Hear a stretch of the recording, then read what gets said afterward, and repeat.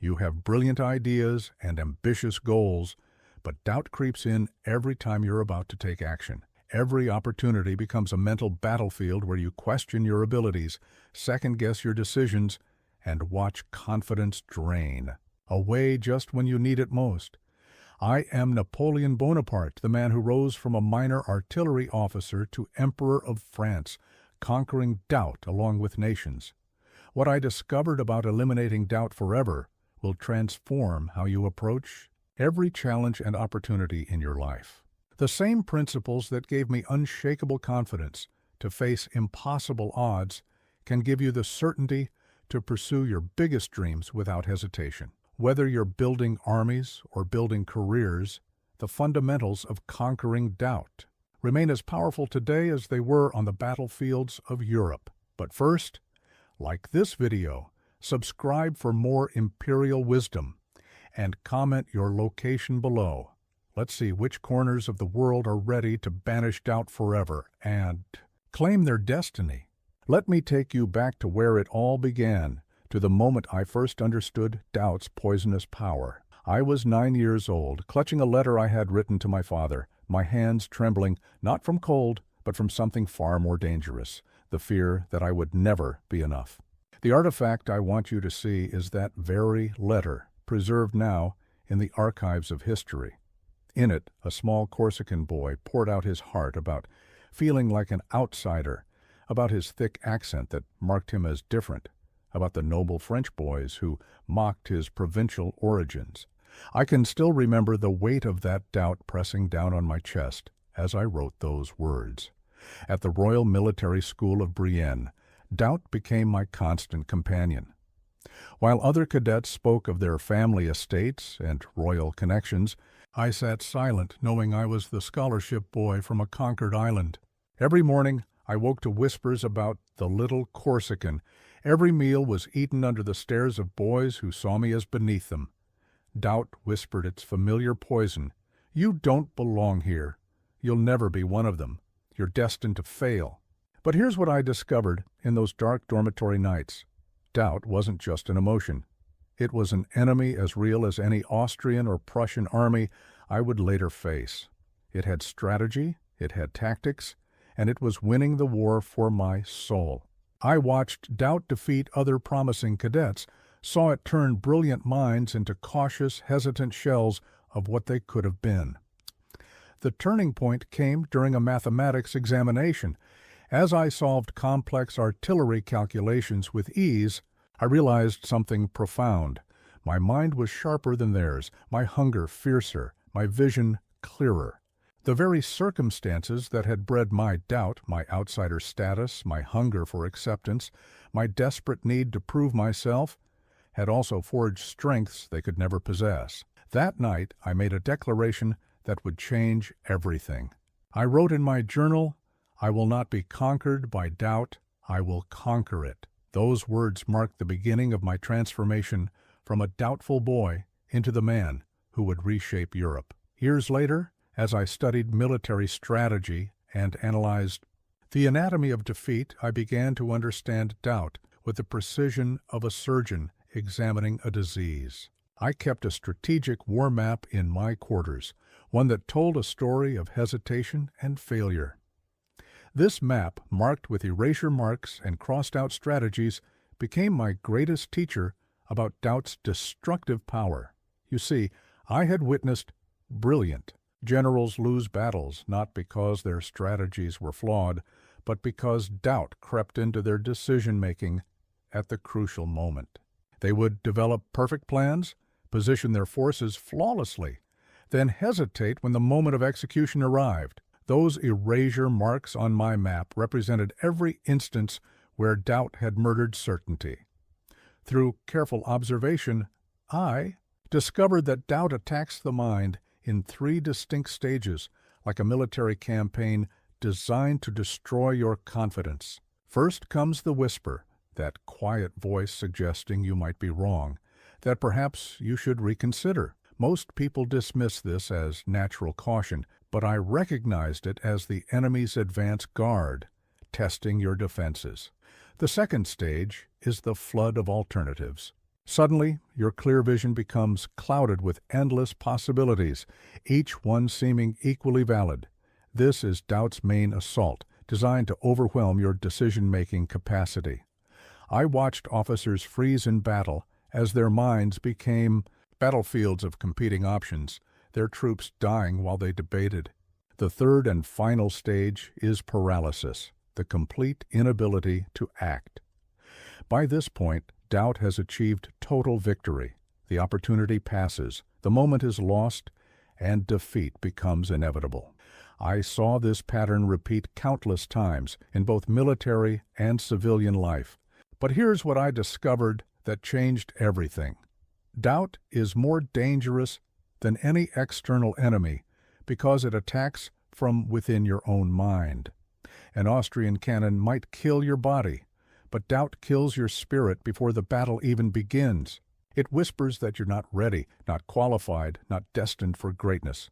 What most people don't realize is that doubt feeds on two things: uncertainty and inaction. Like a fire needs oxygen, doubt requires the fuel of indecision to grow stronger. The longer you wait, the more powerful it becomes. The more you question, the louder its voice grows.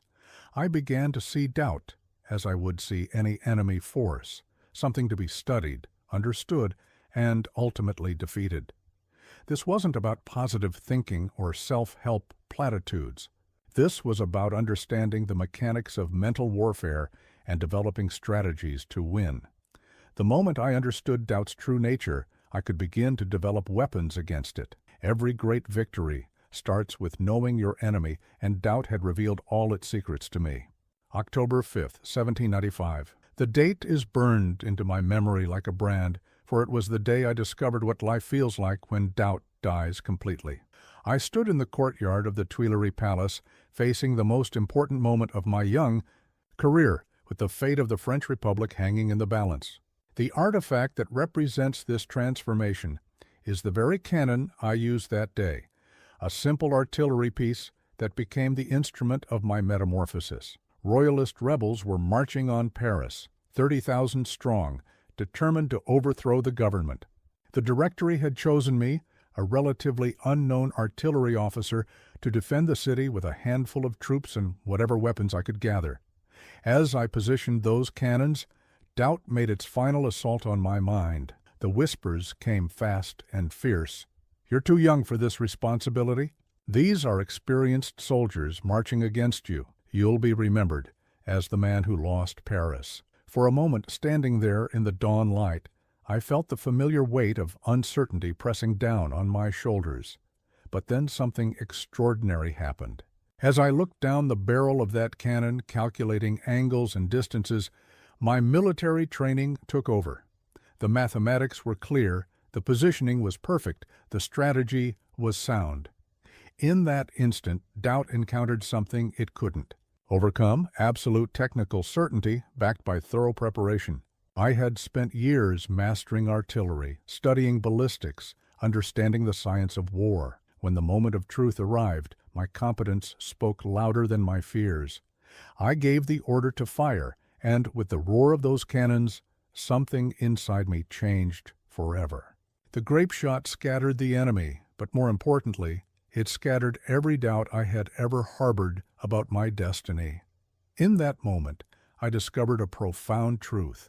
Doubt dissolves completely when purpose becomes crystal clear. All my years of study, all my hunger for greatness, all my vision of what France could become, everything aligned with perfect clarity. I wasn't just defending a government, I was defending my future, my country's future, and the principles I believed in. The crowd dubbed it the whiff of grape shot, but for me it was the breath of certainty filling my lungs for the first time. I had tasted what it felt like to act without hesitation, to make decisions without second-guessing, to command without doubt poisoning my resolve. Walking through the streets of Paris that evening, I felt like a different man. The boy who had questioned his worthiness at Brienne was gone, replaced by someone who understood that doubt is optional. When your purpose is clear, when your preparation is thorough, when your moment arrives, doubt has no power over you. That cannon taught me that confidence isn't about feeling ready. It's about being ready and acting anyway. From that day forward, I would never again allow doubt to steal a moment of destiny from me. The first principle I discovered for eliminating doubt forever is this: you must learn to command your own mind with the same authority you would command an army. Doubt thrives in the absence of clear, definite orders. When your mind receives vague instructions or wishful thinking, it naturally fills the void with uncertainty and fear. Let me show you the artifact that taught me this lesson. My first imperial decree, written with such absolute certainty that it brooked no argument, not even from my own doubts. Every word was chosen deliberately, every phrase commanded rather than requested. There was no hedging, no perhaps or maybe, no room for interpretation. It was pure crystallized authority. I learned this principle through painful experience with hesitant commanders under my leadership. I would watch capable officers receive orders, then dilute them through their own uncertainty. "I think we should advance," they would tell their troops, or "perhaps we might consider attacking." Such weak language invited doubt to the battlefield, and doubt brought defeat with it. But when I spoke to my mind, I used the language of absolute command. Instead of saying, "I hope this works," I declared, "This will succeed." Rather than, "I think I can," I commanded, "I will." The difference isn't merely semantic. It's the difference between a suggestion and an order, between a wish and a decree. Here's what I discovered. Your subconscious mind responds to authority exactly like soldiers respond to their general. When you speak with uncertainty, it receives unclear orders and responds with confusion. When you command with certainty, it snaps to attention and mobilizes every resource to execute your will. I developed a specific technique for this that I used before every major decision. I would stand before my mirror and speak my intentions aloud with the same tone I used to address my marshals. "I will take this action. I will succeed in this endeavor. I will allow no doubt to compromise this mission." The very act of commanding rather than hoping transformed my entire mental state. The power of definite command extends beyond self-talk. When you give definite orders to yourself, others sense that certainty and respond to it. Troops follow generals who speak with conviction. Employees rally behind leaders who give clear direction. People gravitate toward those who seem to know exactly where they're going. But here's the crucial element most people miss. Commanding your mind requires the same preparation a general needs before issuing battle orders. You cannot command what you haven't planned, cannot decree what you haven't envisioned. Definite command must be backed by definite knowledge and definite purpose. When doubt whispers its suggestions, respond like an emperor addressing a rebellious province. Give your mind clear, unambiguous orders about what you will think, what you will do, and what you will become. Doubt cannot survive in the presence of imperial authority over your own thoughts. The second principle that will forever banish doubt from your life is this: thorough preparation murders doubt before it can even take its first breath. I want you to see my military campaign planning book, pages upon pages of obsessive detail, every contingency mapped, every supply line calculated, every possible enemy movement anticipated. This artifact represents the foundation of unshakeable confidence. Most people invite doubt into their lives by attempting great things without adequate preparation. They stand before opportunities feeling uncertain because they are uncertain. They haven't done the work necessary to deserve confidence. But I learned that confidence isn't a feeling you hope to have. It's a natural result of preparation so thorough that doubt finds no foothold. Before the Battle of Austerlitz, I spent months studying every hill, every village, every road in the region. I knew the terrain better than the locals who had lived there their entire lives. I calculated the exact time it would take my troops to move from any position to any other position. I studied the personalities and tendencies of the enemy commanders so thoroughly that I could predict their decisions before they made them. When doubt tried to whisper, What if something goes wrong? I had an answer for every contingency. What if the enemy flanks from the left? I had positioned reserves specifically for that scenario. What if supply lines are cut? I had alternative routes mapped and provisions stockpiled. What if weather delays the attack? I had contingency plans for every season and condition. This is what separates amateurs from professionals. Amateurs hope for the best, while professionals prepare for everything. Amateurs rely on luck and optimism, while professionals rely on systematic preparation that makes luck irrelevant. When you've prepared thoroughly enough, confidence becomes inevitable because uncertainty has been systematically eliminated. I developed what I called the doctrine of over-preparation. For every hour I expected to spend in battle, I spent 10 hours in preparation. For every decision I would need to make under pressure, I had already made it in the calm of my planning room. By the time I reached the battlefield, doubt had nothing left to feed on because every question had already been answered. But preparation extends beyond technical knowledge. I prepared my mind by visualizing every possible scenario until success felt familiar and inevitable. I prepared my body through rigorous training so it wouldn't fail me when I needed it most. I prepared my emotions by rehearsing how I would respond to both victory and setback. Here's what I want you to understand. Doubt is always loudest when you're unprepared and quietest when you've done the work. If you're feeling uncertain about a challenge ahead of you, don't fight the doubt with positive thinking. Eliminate it with preparation so thorough that confidence becomes your only logical option. When people called me a military genius, they missed the point entirely. Genius was never the secret, preparation was. And preparation is available to anyone willing to do the work that kills doubt at its source.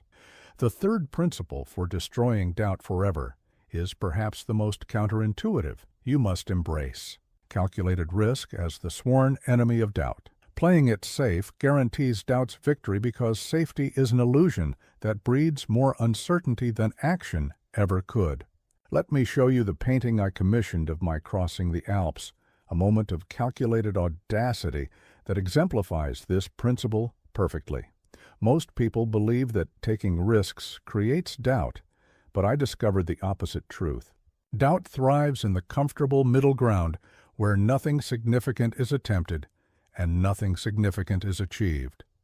When you consistently choose the safe path, you teach your mind that you don't trust yourself with important decisions.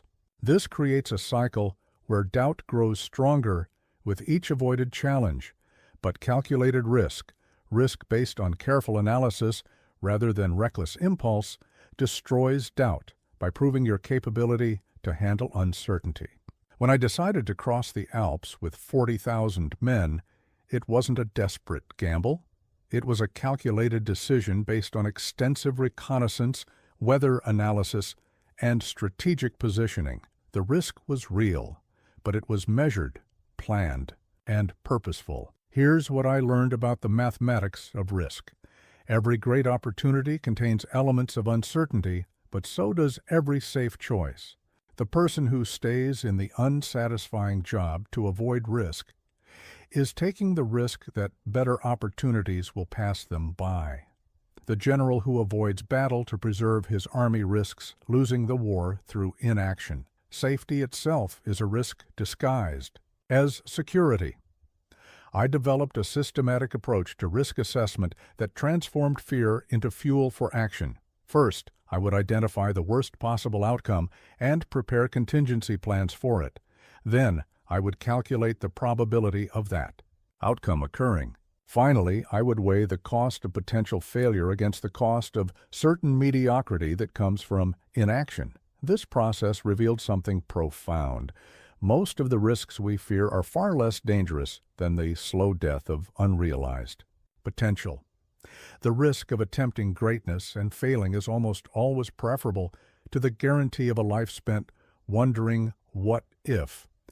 Doubt feeds on unexplored possibilities and untested courage. When I decided to invade Italy as a young general, Conventional wisdom said it was too ambitious, too risky, too likely to end in disaster. But I had calculated the odds differently. I knew my capabilities, I understood the enemy's weaknesses, and I recognized that boldness itself would be a weapon. The very audacity of the campaign would create advantages that cautious strategy could never achieve. The crossing of the Alps became legendary not because it was reckless, but because it demonstrated how calculated audacity can turn apparent disadvantages into decisive advantages. While my enemies expected me to take the safe, predictable route, I chose the path that transformed the geography itself into my ally. This is how calculated risk destroys doubt. It proves to your mind that you can navigate uncertainty successfully. Each calculated risk you take and survive builds a fortress of confidence that doubt cannot penetrate. Your mind learns to trust your judgment because you've repeatedly demonstrated that your analysis leads to successful outcomes, even in uncertain situations. The fourth principle that will liberate you from doubt's tyranny is the power of immediate action. Hesitation feeds doubt like oxygen feeds fire. The longer you wait to act, the stronger doubt becomes until it consumes your confidence entirely. I want you to see the documents from my coup of 18 Brumaire, papers that show how swift, decisive action executed without hesitation changed the course of history in a single day. I learned this principle through observing the fatal flaw of brilliant minds paralyzed by their own intelligence. They could analyze every angle, consider every possibility, debate every nuance, but they couldn't act when the moment demanded action. While they pondered, opportunities vanished like morning mist, and doubt filled the space where decision should have been. The Directory was crumbling, France was in chaos, and the nation needed leadership. I could have spent months debating the morality of seizing power, consulting advisors, weighing the political ramifications. Instead, I struck while the iron was hot. Within hours of recognizing the opportunity, I was moving pieces into position. Within days, I held the reins of power. This taught me a fundamental truth: thinking too long is the enemy of confidence. There comes a moment in every situation where additional analysis becomes a form of cowardice disguised as prudence. You've gathered the necessary information, you've considered the key factors, you understand the stakes. Now you must act before doubt can multiply your considerations into paralysis. I developed what I called the strike point, that precise moment when preparation meets opportunity and delay becomes defeat. Learning to recognize this moment requires trusting your instincts, but more importantly, it requires accepting that imperfect action is superior to perfect inaction. The liberation that comes from immediate, decisive action is extraordinary. When you stop hesitating and start acting, you discover that most of the consequences you feared were phantoms created by your own delay. Action clarifies what deliberation obscures. You learn more about a situation in 5 minutes of action than in 5 hours of analysis. But here's the secret that transformed my entire approach to leadership. Immediate action creates its own momentum. When you act decisively, others respond to that decisiveness. Opportunities that seemed closed suddenly open. Resources that appeared unavailable suddenly become accessible. The very act of moving forward with confidence creates conditions that justify that confidence. I trained myself to act before doubt could take root by developing reflexive decision-making patterns. When I recognized a valid opportunity, I would begin moving toward it immediately, making adjustments as new information became available rather than waiting until I had all possible information. This approach requires accepting that you will sometimes act on incomplete information and occasionally make mistakes. But I learned that the cost of occasional errors is far less than the cost of perpetual hesitation. Mistakes can be corrected, but missed opportunities vanish forever. When doubt whispers, "Wait until you're more certain," that's precisely when you must act. Doubt grows stronger in delay and weaker in action. Every moment you hesitate is a victory for fear and a defeat for your destiny. The fifth principle for eliminating doubt forever is perhaps the most powerful. You must learn to create your own certainty rather than waiting for perfect conditions to create it for you. Waiting for ideal circumstances guarantees failure because ideal circumstances are myths that doubt uses to keep you frozen in place. Let me show you the Concordat with the Pope, an agreement I crafted to create religious stability in France where none existed before. Most people become prisoners of their circumstances, waiting for external conditions to align before they feel confident enough to act.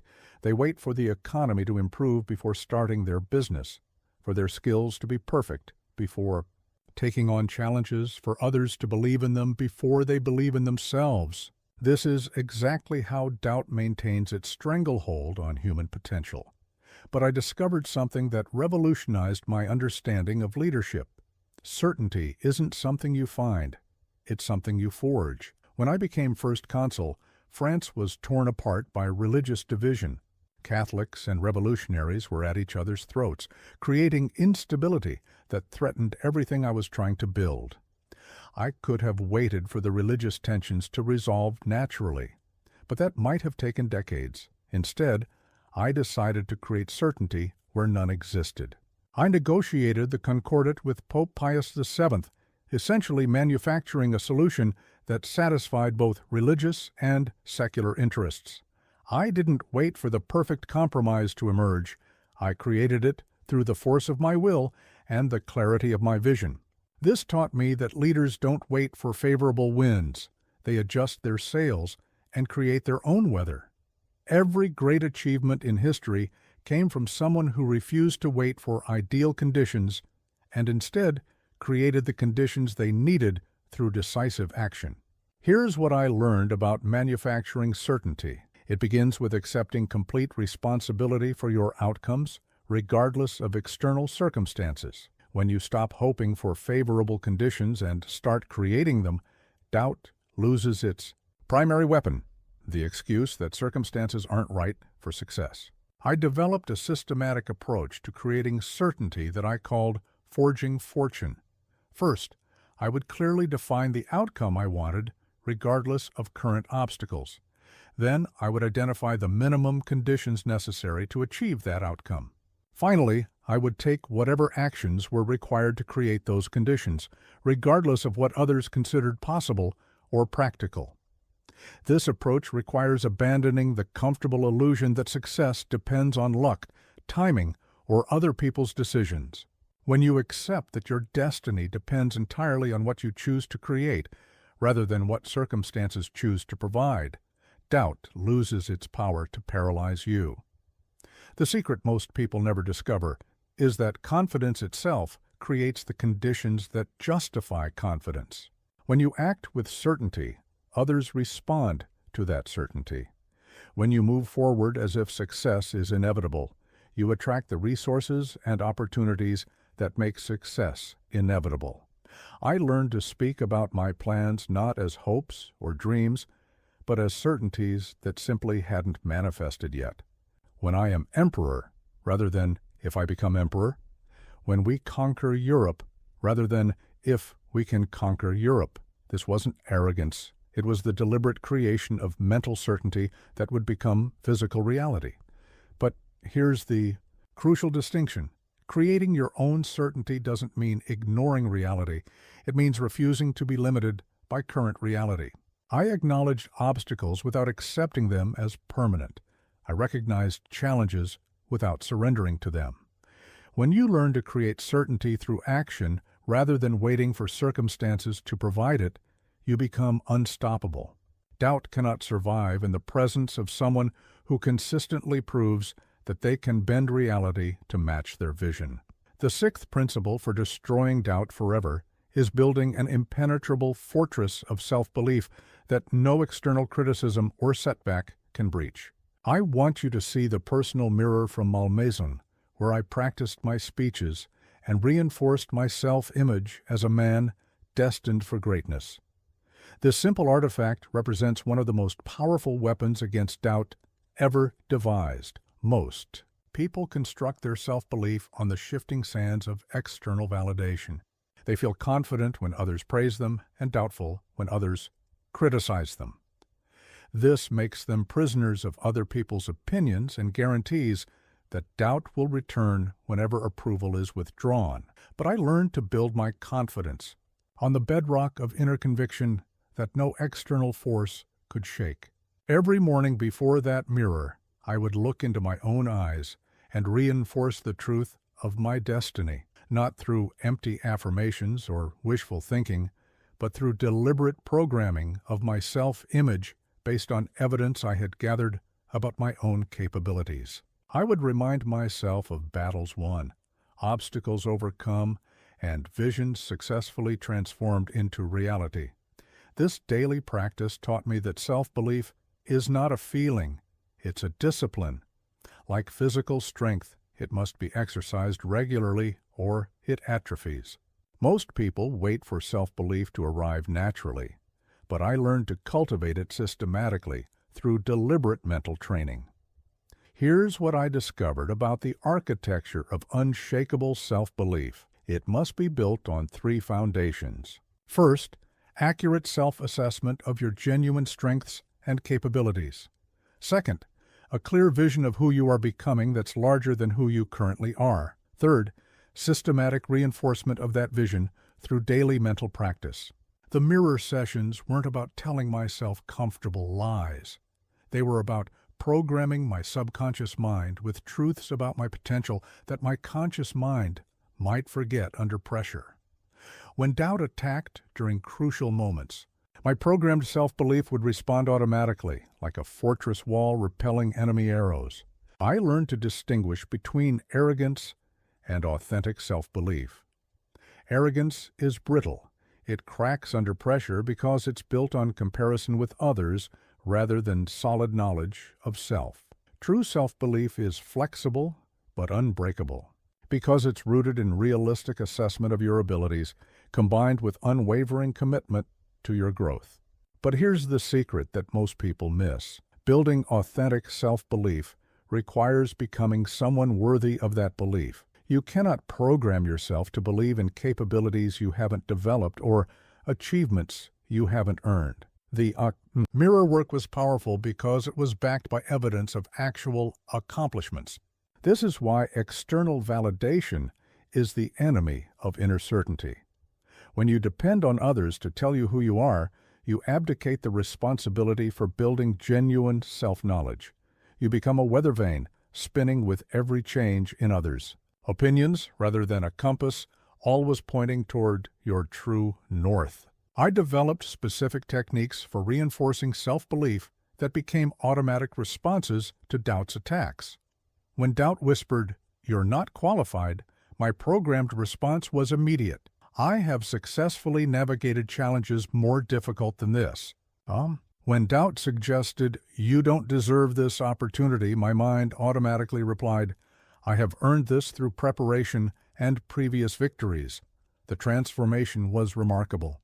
External criticism lost its power to destabilize me because my self-belief wasn't dependent on external approval. Setbacks couldn't crush my confidence because it was built on evidence of my ability to overcome obstacles, not on the absence of obstacles. Here's what you must understand. Doubt cannot coexist with genuine self-belief any more than darkness can coexist with light. When you build an authentic fortress of self-knowledge and self-conviction, doubt finds no place to take root. Your inner certainty becomes stronger than any external uncertainty. The mirror doesn't lie, but it only reflects what you've trained it to see. Train it to see a person capable of greatness, and that's who you'll become. The 7th principle for eliminating doubt forever is perhaps the most crucial. You must learn to transform every failure into fuel for your future success. Failure is doubt's greatest recruiting tool. It whispers that your setbacks prove you were never meant to succeed. But I discovered how to turn failure into the very foundation of unshakable confidence. Let me show you a letter I wrote during my exile on Elba, where I transformed my greatest defeat into preparation for my return. Most people allow failure to validate their worst fears about themselves. When they face setbacks, they interpret them as evidence that they lack the ability to succeed, that their dreams were unrealistic, that they should accept smaller ambitions. This is exactly how doubt converts temporary defeats into permanent surrender. But during my darkest hours on that Mediterranean island, stripped of empire and crown, I discovered something extraordinary. Failure is simply success, delayed by incomplete information. Every setback contains within it the seeds of future victory, but only for those who know how to extract the lessons hidden within defeat. In that letter from Elba, I wrote, "What appears to be my end is merely the intermission before my greatest act." This wasn't delusional optimism, it was strategic analysis applied to adversity.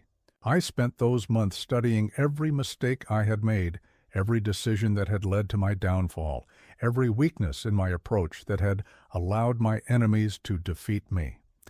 Here's what I learned about the alchemy of turning failure into fuel. Every defeat teaches you something that victory cannot. Success often masks weaknesses that only failure reveals. When you're winning, you don't question your methods. When you're losing, you're forced to examine everything with brutal honesty. My exile taught me lessons about loyalty, about overextension, about the importance of consolidating gains before pursuing new conquests. These weren't pleasant lessons, but they were invaluable ones. When I returned for the 100 days, I was a more complete leader than I had ever been, precisely because I had learned from my failures. I developed a systematic method for extracting maximum value from every setback. First, I would analyze the defeat without emotion, treating it like a military campaign to be studied, rather than a personal failing to be mourned. Second, I would identify the specific decisions or circumstances that had led to the failure. Third, I would develop new strategies based on this intelligence that would prevent similar defeats in the future. But here's the crucial element that transforms failure from doubt's weapon into confidence's foundation. You must refuse to interpret setbacks as verdicts on your worth or potential. Failure is information, not identity. It tells you what didn't work, not that you can't work. It reveals flaws in your approach, not flaws in your character. This reframe is absolutely essential because doubt feeds on the story you tell yourself about what failure means. If you interpret every setback as evidence of your inadequacy, doubt grows stronger with each defeat. But if you interpret every setback as valuable intelligence for your next attempt, confidence grows stronger with each lesson learned. I learned to become grateful for my failures because they were the fastest way to eliminate the strategies and approaches that didn't serve me. Every door that closed revealed which doors were worth opening. Every path that led to defeat showed me which paths led to victory. The transformation in my mindset was complete when I realized that my greatest failures had been my greatest teachers. The retreat from Moscow taught me about logistics and overreach. The disaster in Spain taught me about guerrilla warfare and local resistance. Even my final defeat at Waterloo taught me lessons that, had I lived to apply them, would have made me unstoppable. Here's what you must understand. Doubt cannot survive in the presence of someone who consistently transforms setbacks into stepping stones. When you master the art of extracting wisdom from every defeat, failure loses its power to discourage you because you know that every setback is simply education in disguise.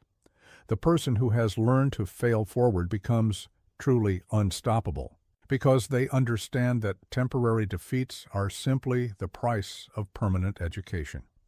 The eighth principle for destroying doubt forever is building the confidence that comes from undeniable competence. Doubt cannot survive in the presence of genuine mastery because competence provides objective proof of your capabilities that no amount of fear or uncertainty can contradict. Let me show you my annotated artillery manual pages filled with calculations, modifications, and innovations that made me the finest gunner in France before I became its emperor. Most people try to build confidence through positive thinking or motivational speeches, but I discovered that authentic confidence has only one true foundation: becoming undeniably good at what matters most. When you possess genuine expertise, doubt loses its primary weapon, the suggestion that you're not qualified to succeed. Those artillery manuals represent thousands of hours of study, practice, and refinement. I didn't just learn the standard procedures, I mastered them so completely that I could improve upon them.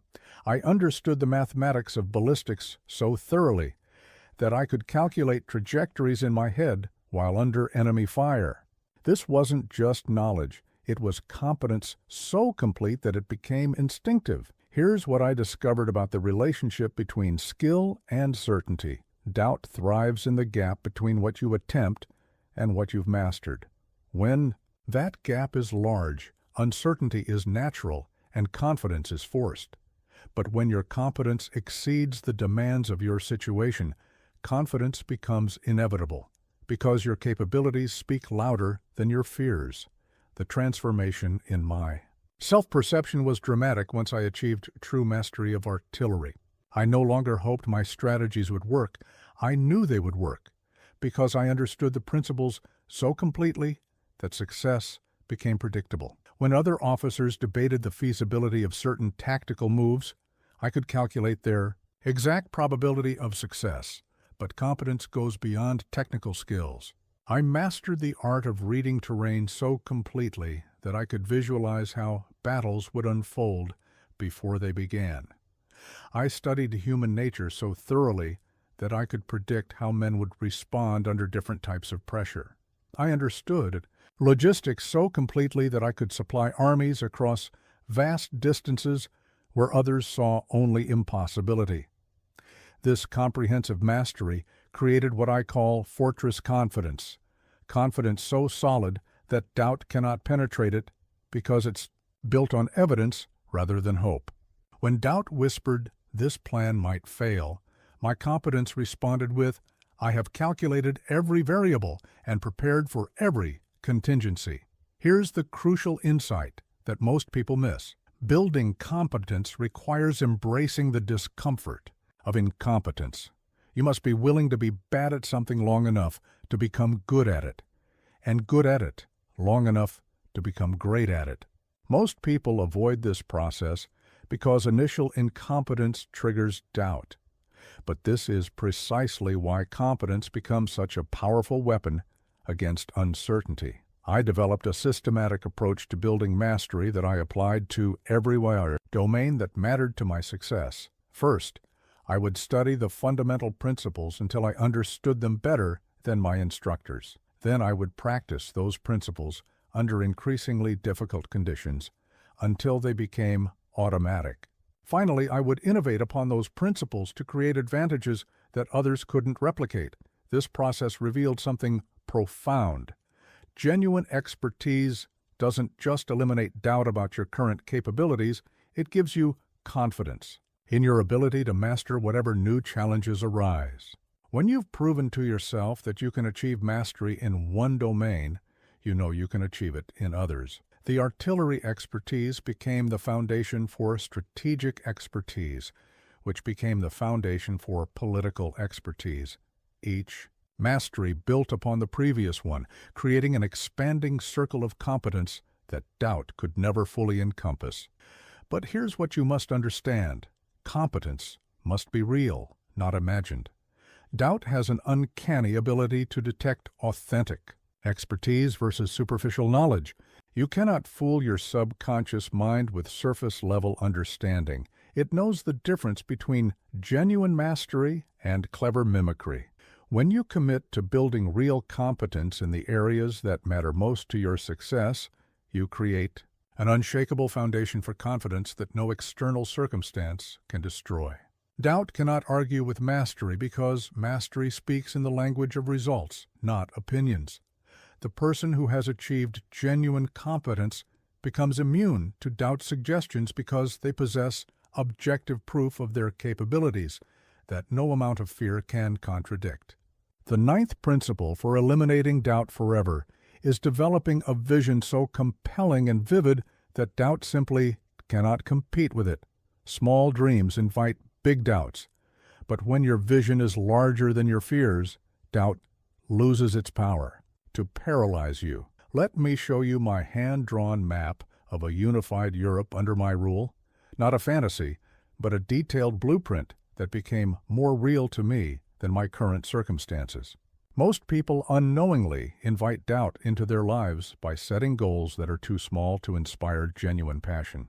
When your vision barely extends beyond your current situation, doubt has plenty of room to maneuver. It whispers, "Why risk what you have for such modest gains?" Or, "Is this small improvement really worth the effort?" But when your vision is vast enough to capture your entire imagination, doubt shrinks to insignificance. This map represents more than territorial ambition. It embodies the principle that extraordinary visions create extraordinary certainty. Every line I drew, every border I imagined, every city I planned to transform became more vivid in my mind than the obstacles standing in my way. When you can see your destination with crystal clarity, the path becomes illuminated even through the darkest uncertainty. Here's what I discovered about the relationship between vision and confidence. Doubt feeds on unclear intentions and vague aspirations. When you're not entirely sure what you want or why you want it, your mind fills that uncertainty with fear. But when your vision is so specific and compelling that it dominates your thinking, doubt finds no space to establish itself. Didn't just dream of ruling France. I envisioned exactly how I would transform it. I saw the legal code that would bear my name, the roads that would connect every province, the schools that would educate every citizen. I visualized the architectural projects that would make Paris the most beautiful city in the world. These weren't idle fantasies. They were detailed blueprints that guided every decision I made. The power of this approach is that your vision begins to feel more inevitable than your current circumstances. When you spend more mental energy focused on your compelling future than on your limiting present, your mind starts to believe that the vision is your true reality, and current obstacles are merely temporary inconveniences. But here's the crucial element that most people miss. Your vision must be compelling enough to pull you through doubt, rather than requiring you to push through it. When your destination excites you more than your current situation comforts you, forward movement becomes natural rather than forced. I learned to make my vision more vivid than my reality through systematic mental rehearsal. I would spend hours visualizing not just what I wanted to achieve, but how it would feel to achieve it, what my daily life would be like once I achieved it, how the world would be different because I had achieved it. This wasn't daydreaming. It was strategic imagination designed to make the future more compelling than the present. The transformation was remarkable. When doubt suggested that my goals were impossible, my vision responded with such vivid detail. That impossibility seemed absurd. When fear whispered that I was attempting too much, my imagination showed me exactly how each piece would fit together to create the whole. This is why small dreams are more dangerous than large ones. They don't generate enough excitement to overcome the natural resistance that all growth requires. But when your vision is vast enough to capture your complete attention and passionate enough to fuel your daily efforts, doubt becomes irrelevant because you're too focused on creation to waste energy on hesitation. Here's what you must understand about the mechanics of vision. It must be specific enough to guide your actions and compelling enough to sustain your motivation when obstacles arise. Vague dreams like being successful or making a difference provide no protection against doubt because they offer no clear direction or emotional fuel. I learned to test my visions by measuring how they affected my energy. If thinking about a goal drained my enthusiasm, it wasn't compelling enough to overcome doubt. But if envisioning a future excited me so much that I couldn't wait to take the next step toward it, I knew I had discovered a vision powerful enough to make doubt irrelevant. The person who possesses a vision larger than their current circumstances becomes unstoppable because they're not trying to escape from something. They're running towards something so attractive that obstacles become mere speed bumps on an inevitable journey. When your destination is clear enough and compelling enough, the question is never whether you'll arrive. It's only how quickly you can get there. The 10th and final principle for eliminating doubt forever is mastering your mind with the same systematic discipline you would use to master an army. Mental dominance isn't achieved through occasional bursts of willpower. It requires the daily habits and structured thinking that make doubt impossible to establish. Let me show you my daily schedule from the Tuileries Palace, a document that reveals how I structured every hour to maintain complete command over my thoughts and emotions. Most people allow their minds to operate like undisciplined troops, scattered, reactive, following whatever impulse or external stimulus demands attention. They wonder why doubt creeps in so easily, not realizing that an unguarded mind is doubt's favorite target. But I learned to command my thoughts with the same precision I commanded my grande armée. This schedule represents more than time management. It embodies the principle that consistency is doubt's greatest enemy. When your mind operates according to disciplined patterns rather than random impulses, doubt finds no chaos to exploit. Every hour was planned, every mental energy was directed, every thought pattern was intentional rather than accidental. Here's what I discovered about the architecture of mental dominance. Doubt thrives in mental disorder, but cannot survive in mental discipline. When your thinking follows structured patterns that you consciously control, doubt has no opportunity to insert its whispers between organized thoughts. But when your mind wanders aimlessly, doubt fills the vacuum with uncertainty and fear. Developed what I called the Emperor's Routine, a systematic approach to mental discipline that began before dawn and continued until sleep. The morning started with reviewing my vision and objectives, reinforcing my sense of purpose and direction. The day proceeded with structured problem-solving sessions where I methodically addressed challenges using predetermined frameworks. The evening concluded with reflection and planning, ensuring that each day built upon the previous one. But mental dominance extends beyond daily routines. I learned to control my emotional responses with the same precision I controlled my strategic decisions. When setbacks occurred, I had predetermined responses that prevented doubt from exploiting my disappointment. When opportunities arose, I had structured decision-making processes that prevented hesitation from causing me to miss them. The key insight is that mental strength, like physical strength, must be built through consistent exercise under progressively challenging conditions. I deliberately exposed myself to high-pressure situations where I could practice maintaining mental clarity and emotional control. Each successful experience of staying calm under pressure strengthened my ability to dominate my thoughts in the next challenging situation. Here's what most people don't understand about building mental dominance. It's not about suppressing negative thoughts or forcing positive ones. It's about becoming the conscious director of your mental activity, rather than the passive victim of whatever thoughts happen to arise. You learn to choose your thoughts as deliberately as you choose your actions. I created specific protocols for different types of mental challenges. When doubt attacked during crucial decisions, I had a 5-step process for analyzing the situation objectively and choosing the most effective action. When fear arose before important meetings or battles, I had visualization techniques that replaced anxiety with anticipation.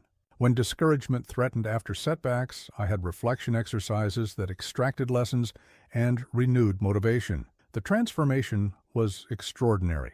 Instead of being controlled by my thoughts and emotions, I became their master. Instead of hoping I would feel confident when challenges arose, I created confidence through systematic mental preparation. Instead of letting doubt ambush me during vulnerable moments, I built mental fortresses that doubt could not penetrate.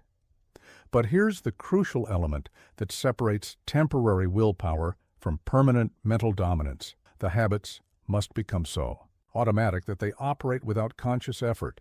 When disciplined thinking becomes as natural as disciplined breathing, doubt loses its ability to catch you off guard during moments of weakness or distraction. I learned to measure my mental dominance by how quickly I could redirect negative thought patterns toward productive ones. In the beginning, it might take minutes to shift from doubt to determination. With practice, it took seconds. Eventually, doubt couldn't establish itself at all because my mental patterns automatically moved toward solutions rather than problems. This systematic approach to mental discipline creates what I call automatic confidence. Confidence that doesn't depend on circumstances because it's built into your thinking patterns.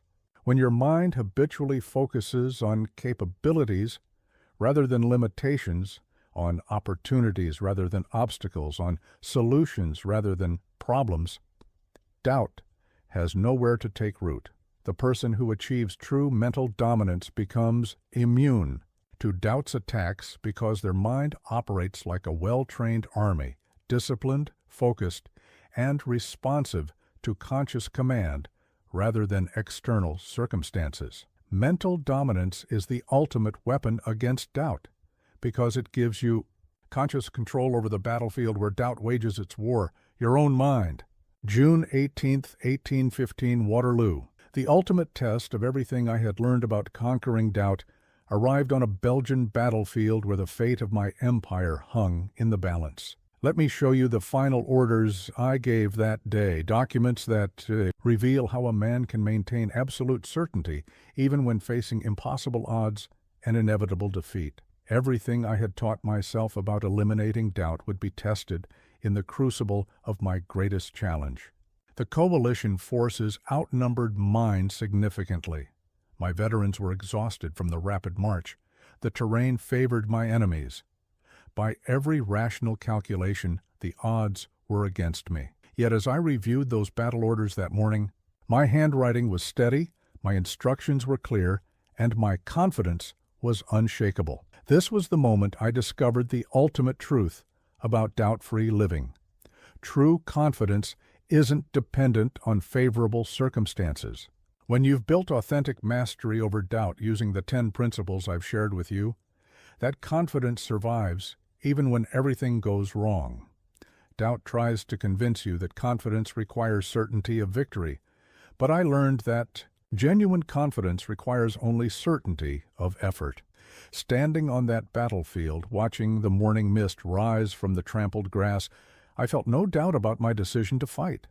Not because I was certain of victory, the odds made victory unlikely, but because I was certain that I had prepared as thoroughly as humanly possible, that my strategies were sound, that my troops would fight with honor, and that whatever outcome emerged would be the result of my best effort rather than my surrender to fear. Here's what I realized in those final hours before the battle. Doubt wants you to believe that confidence means feeling sure you'll win. But authentic confidence means feeling sure you'll give everything you have, regardless of the outcome. When you've eliminated doubt completely, you discover that you don't need guarantees to act with certainty. You only need the conviction that your cause is worthy of your complete commitment. The battle unfolded as battles do, with moments of hope and despair, advance and retreat, triumph and disaster. But throughout every phase of that long, brutal day, I maintained the mental discipline I had spent decades developing. When Blücher's Prussians appeared on my flank, I didn't allow doubt to paralyze my decision-making. When the Imperial Guard was repulsed, I didn't permit fear to compromise my leadership.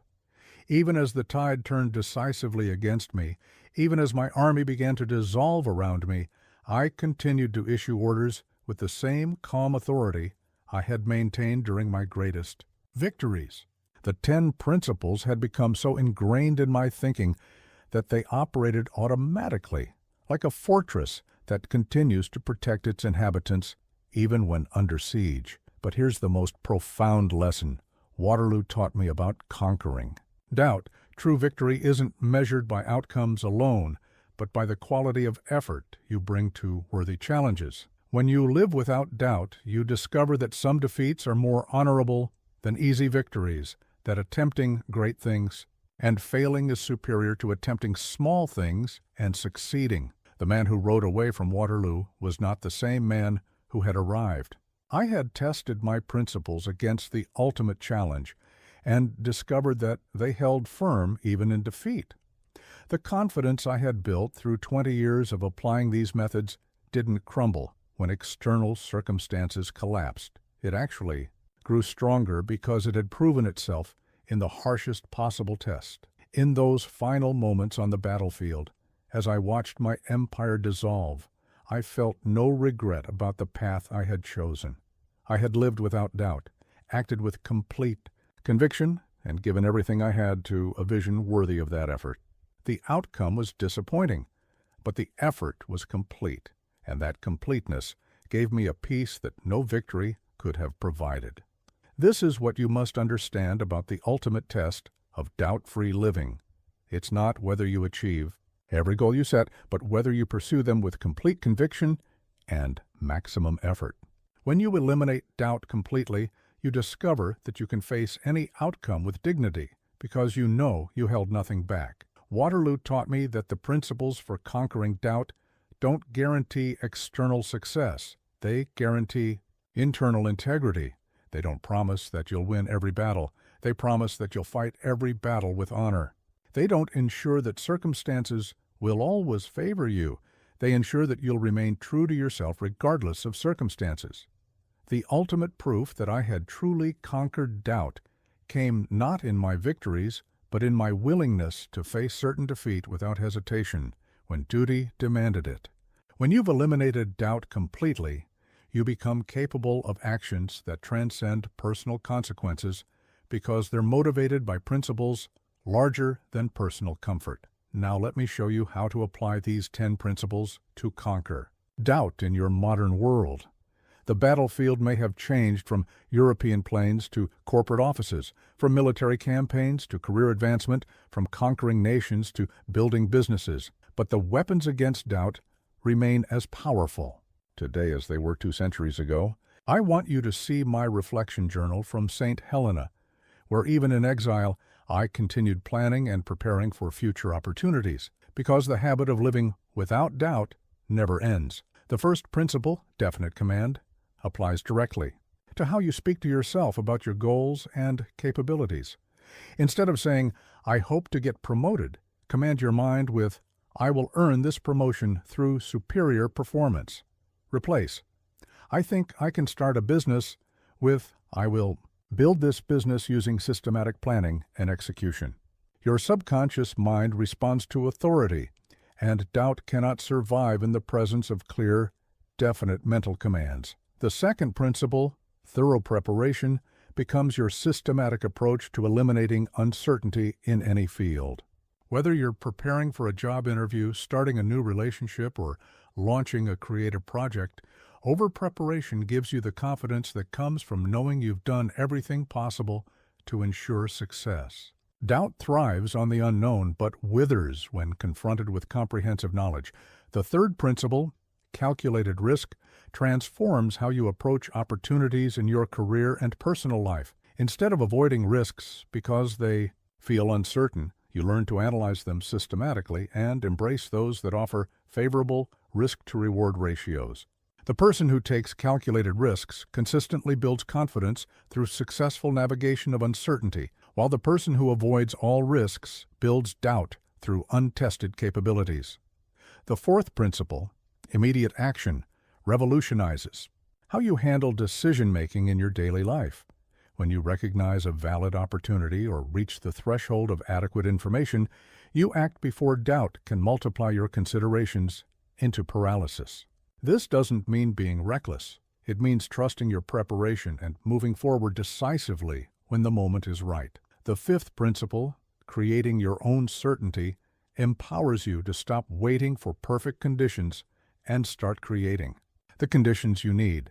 Instead of waiting for the economy to improve before pursuing your goals, you adapt your strategy to current conditions. Instead of hoping others will believe in your vision, you build evidence that makes belief inevitable. The sixth principle, fortress of self-belief, gives you daily practices for building authentic confidence independent of external validation. You develop the habit of reinforcing your capabilities and potential through systematic self-assessment and vision reinforcement, creating inner certainty that no criticism or setback can shake. The seventh principle, transforming failure into fuel, changes how you interpret every setback in your career, relationships, and personal growth. Instead of allowing failures to validate doubt suggestions about your inadequacy, you extract maximum learning from every defeat and use that intelligence to improve your approach for the next attempt. The eighth principle, confidence of competence, drives you to build genuine mastery in the skills that matter most to your success. Whether that's technical expertise in your profession, communication skills for leadership, or emotional intelligence for relationships, you systematically develop capabilities that give you objective reasons for confidence. The ninth principle, vision. Beyond doubt, helps you develop goals compelling enough to pull you through uncertainty rather than requiring you to push through it. Your vision becomes so vivid and attractive that obstacles seem like temporary inconveniences rather than permanent barriers. The 10th principle, mental dominance, gives you the daily habits and structured thinking patterns that make doubt impossible to establish. You learn to control your mental focus as deliberately as you control your physical actions, becoming the conscious director of your thoughts rather than their passive victim. Here's what you must understand about implementing these principles. In your modern life, they work best when applied systematically rather than randomly.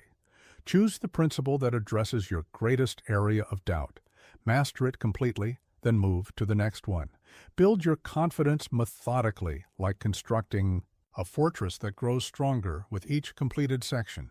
The transformation won't happen overnight, but it will happen inevitably if you apply these methods consistently. Within months, you'll notice that doubt has less power over your decisions. Within a year, you'll find yourself taking actions that previously seemed impossible. Within a few years, you'll discover that you've become the kind of person who naturally expects success rather than fearing failure. Remember, these aren't just historical curiosities from a bygone era. They're proven principles for human psychology that work as effectively today as they did when I was conquering Europe.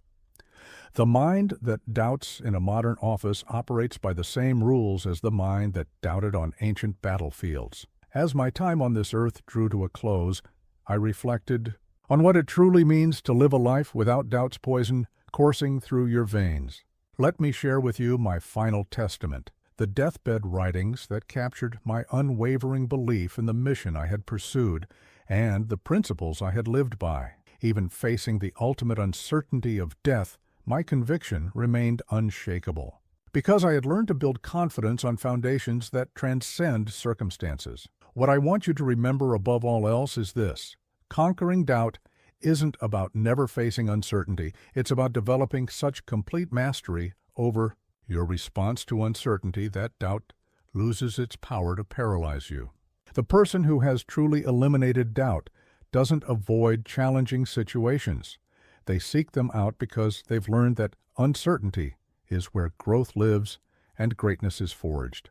Throughout my life, I discovered that living without doubt creates a cascading effect that transforms everything you touch. When you approach challenges with genuine confidence rather than hopeful optimism, others respond to that certainty.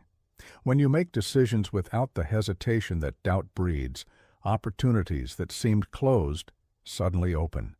When you pursue goals with complete conviction, resources that appeared unavailable mysteriously become accessible. But here's the deeper truth I learned. Removing doubt from your life doesn't just change your outcomes. It changes who you become. The person who lives without doubt develops a different relationship with risk, with failure, with ambition itself. You stop asking, "What if I fail?" and start asking, "What if I succeed beyond my wildest expectations?" This shift in questioning completely transforms the quality of your thinking and, consequently, the quality of your life. The legacy of certainty extends far beyond personal achievement. When you eliminate doubt from your own life, you give others permission to do the same. Your confidence becomes contagious. Your conviction becomes inspiring. Your certainty becomes a beacon for those still trapped in doubt's prison. This is how individual transformation becomes societal transformation, one person at a time, breaking free from fear's limitations. I've watched doubt destroy more human potential than all the armies of Europe combined. I've seen brilliant minds paralyzed by uncertainty, capable hearts frozen by fear, ambitious spirits crushed by the weight of what if. But I've also seen what happens when someone breaks free from doubt's chains. They become unstoppable forces for positive change in the world. The most profound legacy of living without doubt is the peace it brings. When you've eliminated doubt's constant questioning, when you've developed unshakable confidence in your ability to handle whatever challenges arise, when you've learned to trust your preparation and commit fully to your chosen path, you discover a peace that surpasses all understanding. This isn't the peace of avoiding challenges or playing it safe. This is the peace that comes from knowing you'll give your absolute best effort to whatever you pursue, regardless of the outcome. It's the peace of integrity, of knowing that your actions align perfectly with your deepest convictions. It's the peace of authenticity, of living as the person you were meant to be, rather than the diminished version that doubt would have you accept. Here's what I learned about the ultimate reward of conquering doubt. It's not the external achievements, though those will come. It's not the recognition or the material success, though you'll likely achieve those too. The ultimate reward is becoming fully yourself, the person you would be if fear had never whispered its lies, if doubt had never planted its seeds, if uncertainty had never made you smaller than your potential. When I look back on my life, I feel no regret for the audacious goals I pursued, the impossible challenges I accepted, or the enormous risks I embraced. My only regret would have been living a smaller life to accommodate doubt's demands for safety and certainty. The empire I built may have fallen, but the principles I discovered for conquering doubt will outlast any earthly kingdom. These truths about human potential and the defeat of fear will serve humanity long after my name is forgotten. Your moment of truth has arrived.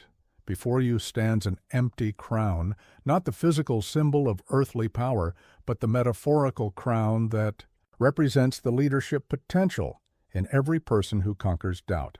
This crown has been waiting for you your entire life, but doubt has convinced you that you're not worthy to wear it, not qualified to claim it, not destined to possess it. Everything I have shared with you leads to this moment of choice.